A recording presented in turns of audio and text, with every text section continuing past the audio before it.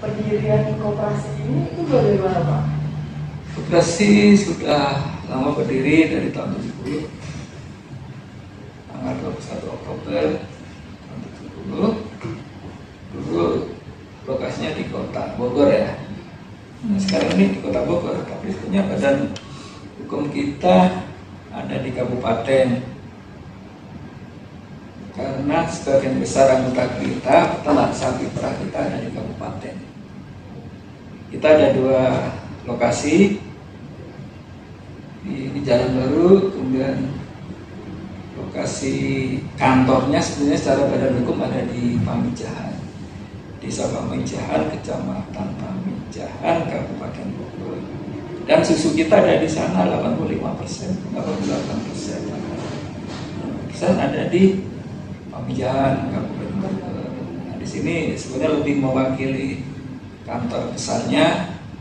Kalaupun ada tempat penerimaan susu di sini hanya 10-12% ya, karena ada anggota kita yang ada di kota, terus Cirebon. Jadi ada 2 tempat penampungan atau penerimaan susu. Berdiri tahun 70, didirikan oleh 24 peternak sapi. Karena untuk mendirikan koperasi primer kan sekurang-kurangnya 20 orang ya. Atau kalau undang-undang baru, mungkin kalian sudah mempelajari belum kan koperasi yang baru, apakah masih dengan persyaratan sama, sekurang-kurangnya 20 orang bisa mendirikan koperasi primer. Untuk koperasi sekunder dulu sekurang-kurangnya 3 koperasi yang berbadan hukum koperasi primer, itu baru bisa membentuk koperasi sekunder. Didasari dari saat sebelum berdiri koperasi sudah ada peternak sapi perah, baik itu peternak turun-temurun ya dari zaman Belanda, juga peternak baru karena saat itu sudah mulai adanya impor sapi oleh pemerintah ya, yang disebarkan ke para masyarakat, sehingga sebelum tahun 70 itu jumlah peternak sapi perah bertambah, otomatis kan populasinya juga bertambah. Bertambahnya populasi, bertambahnya peternak sapi perah, tapi belum menguasai sapi. Setelah dikelola, prosesnya dijualnya kemana itu kan masih ya belum tahu bahwa pasar susu itu bisa sampai ke pabrik susu. Dulu mungkin belum banyak ya, ada Indomie, ada ya. Sekarang makin banyak, mungkin Timori dulu belum ada. Sehingga susu yang sudah dihasilkan ini kan jangan sampai kebuang ya, karena susu dengan didiamkan 4 jam bisa rusak pada seluruh ruang. Akhirnya ya udah, di situ ada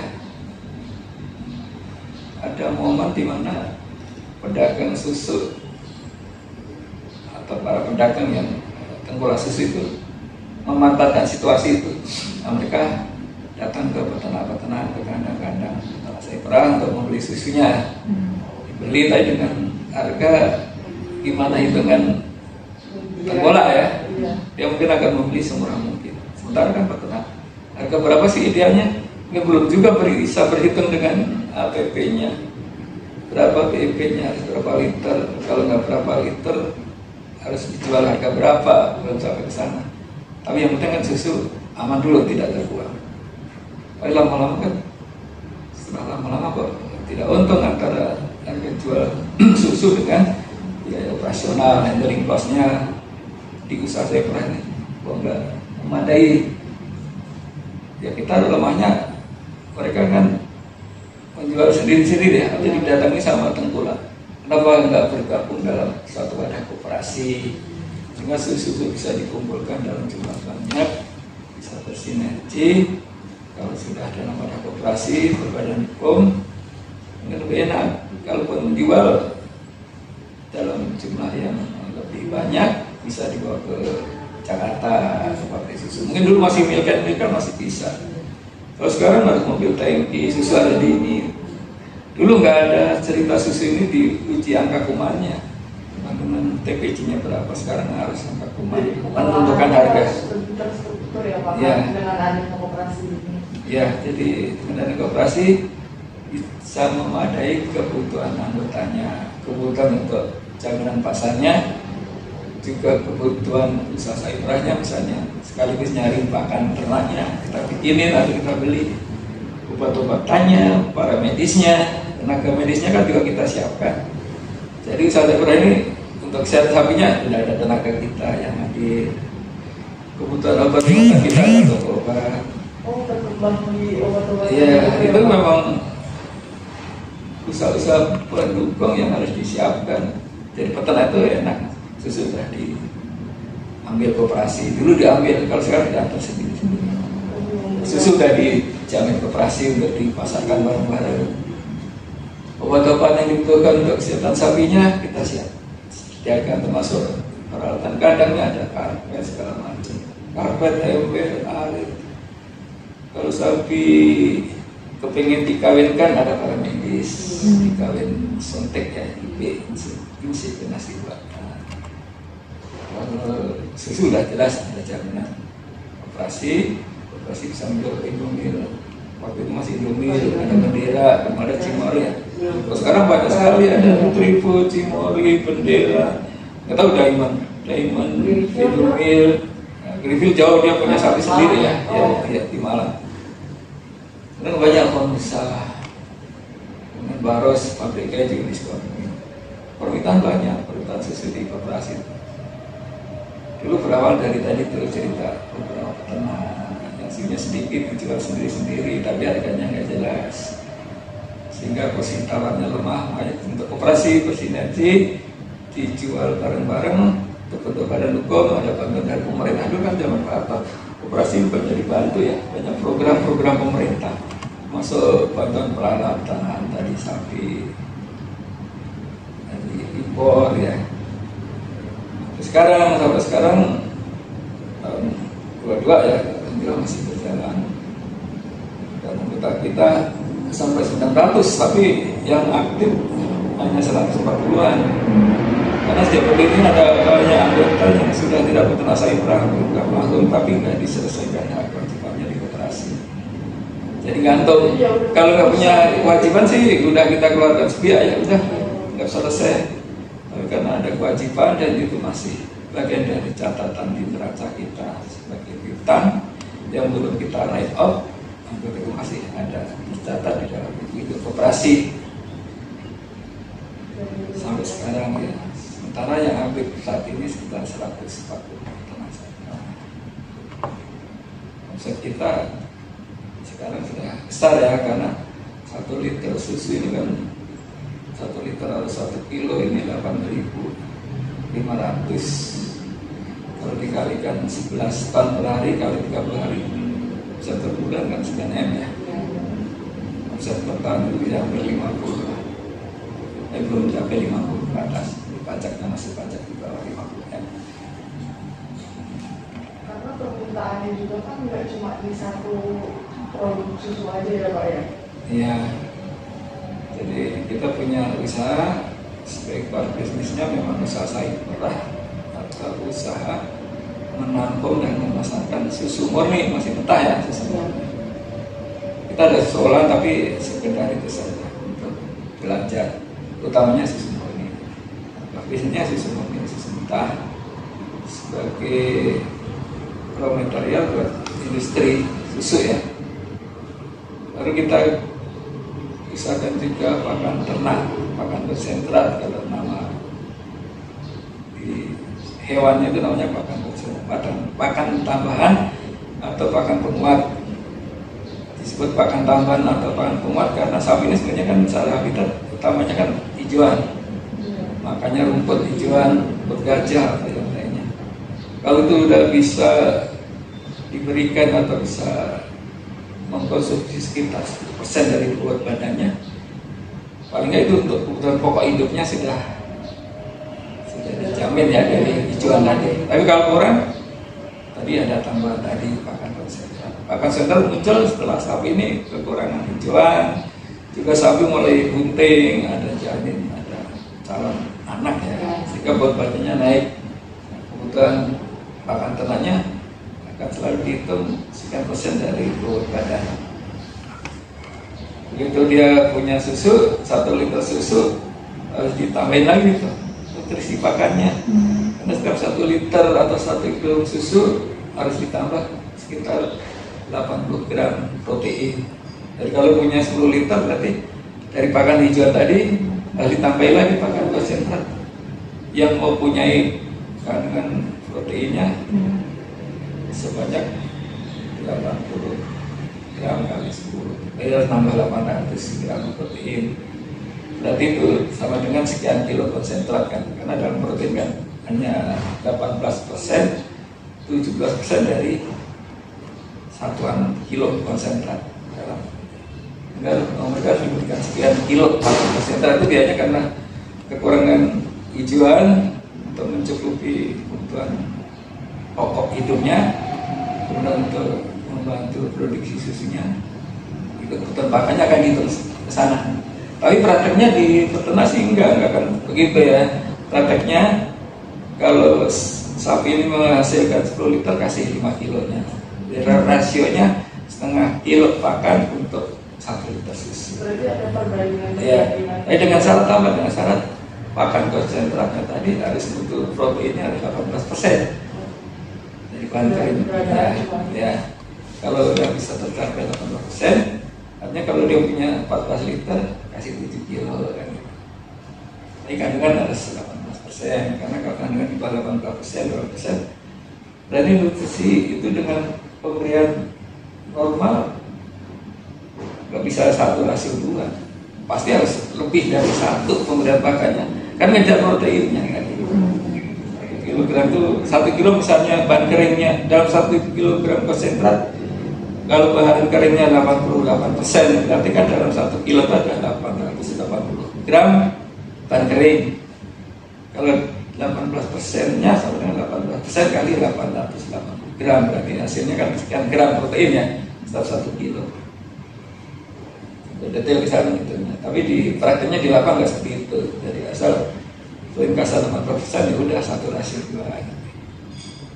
Jadi kalau perbandingan itu Mas menghitungnya salah atau perbandingan itu nggak sesuai, itu juga mempengaruhi sama kualitas susunya juga ya Pak? Dia berpengaruh ke output.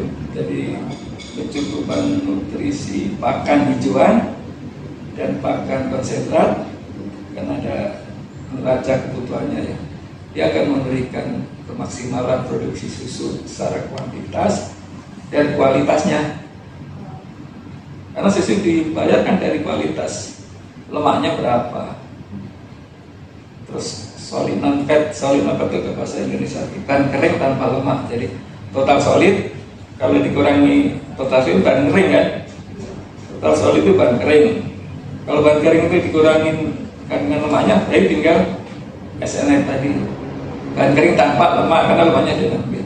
Itu minimal harus 12% dalam kandungan 1 liter susu atau 1000 mili itu harus 120 milinya itu bahan kering. Dan 120 mili tadi ada lemak, ada solid fatnya, protein. Kan ini Bapak tadi berbicara tentang produk-produknya. Nah ini tadi saya lihat di depan itu tentang obat-obatannya atau itu obat-obatan itu secara terpisah gitu Pak? Iya, kita ada toko lah. Toko ini memang menyediakan untuk obat-obatan terkait dengan hewan sapi perahnya. Jika mungkin masyarakat umum ya, mungkin hewan kambing, nilai tambah. Oh jadi nggak untuk sapi aja ya Pak? Bisa, kan biasanya ada satu obat yang dia untuk kambing, untuk salvo, untuk salib potong, salib speknya itu memang peruntungannya ini. Tapi kita lebih fokus ke sapi perahnya ya, dia peruntungan sapi perahnya. Selengkap mungkin termasuk peralatan kandang tadi, karpet sapi juga perlu dikasih karpet. Satu lembar karpet bisa mahal, bisa 500 ya. Tapi kekuatannya lama biar sapi nggak licin di semen ya, karena kaki kalau udah licin terus leset buka itu susah sembuhnya dan jadi sapi akhir kalau lagi, karena risikonya akan besar kalau dipelihara mungkin makin kurus dan lukanya tidak cepat sembuh, makanya perlu karpet. Ada ember susu, ada milk can buat nampung susu. Itu dilengkapi kita. Jadi nggak hanya itu aja ya Pak, petani susu juga kan, dan petani sapi juga kan, jadi gimana caranya untuk dia mengolah sapi, jadi kan dikasih tahu di sini, jadi nggak hanya untuk menjual sapinya aja, menjual susunya saja gitu ya Pak. Iya, jadi kita ada tenaga paramedis namanya, dia tadi itu mengobati sapi sakit, terus reproduksinya, kawin ulang, sama penyuluhan juga. Ya, juga ada ya, siapa itu kan juga kita secara rutin ada dari PP misalnya penyuluhan dari dinas peternakan secara fungsional, mereka kan membina masalah teknis peternakannya. Ada dari koperasi sekunder kita, ada pelatihan mengenai inseminasi buatan, mengenai kesehatan hewan. Itu ada yang diberikan pembinaannya, pelatihannya kepada anggota, dan sekarang kan gampang ya, baca buku juga banyak. Bisa saya perang bikin bisnisnya. Saya pikir kalau masalah itu sudah katam lah kalau belajar. Jadi kalau implementasinya di peternak itu, misalnya makan yang gini yang bagus, jangan sampai kurang dari hijauan juga kalau bisa 10% dari bakaran. Jika implementasinya di peternak sendiri. Alhamdulillah sampai sekarang kalau belum ada koperasi bisa dibayangkan mereka nyari pasar sendiri, dan pasar dulu dan sekarang susah untuk bisa datang ke pabrik susu ke Cimorianya, itu kan minimal harus bawa 1 ton susu terkirim, dan harus dilengkapi dengan mobil tangki susu yang untuk peralatan yang diwajibkan. Tangki susu yang dimasukkan harus sudah dingin dulu, suhunya nggak boleh lebih dari 8 derajat. Itu kan kalau pribadi berada peternak nggak bisa, kalau bisa investasi tapi tidak visible. Kalau hanya 300, 900 liter, ataupun punya seton pun dengan instalasi listrik, cooling unitnya,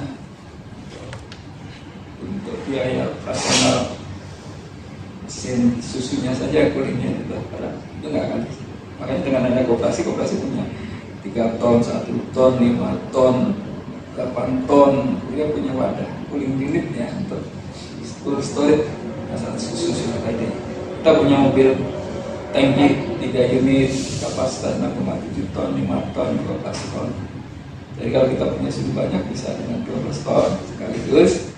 Kalau hanya 5 ton, kebetulan kena penyakit misalnya, kita pakai mobil yang setara dengan volume yang akan kita kirimkan.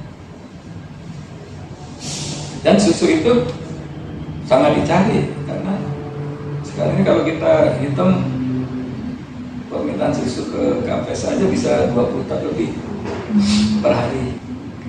Kita hanya punya susu 11 ton, kena penyakit mulut kuku kemarin turun menjadi 6 ton, 5 ton ya. Kebutuhannya yang datang ke kita untuk input 5 ton, Cimoli 5 ton, Indomie 6 ton, Bendera 6 ton, Diamond 6 ton, Cafe Milk kita permen, dia juga minta susu ke kita. Cafe keju Baros, jadi Baros bisa minta susu. Sebenarnya kalau produk kita banyak permintaan, hanya kita nggak punya susunya.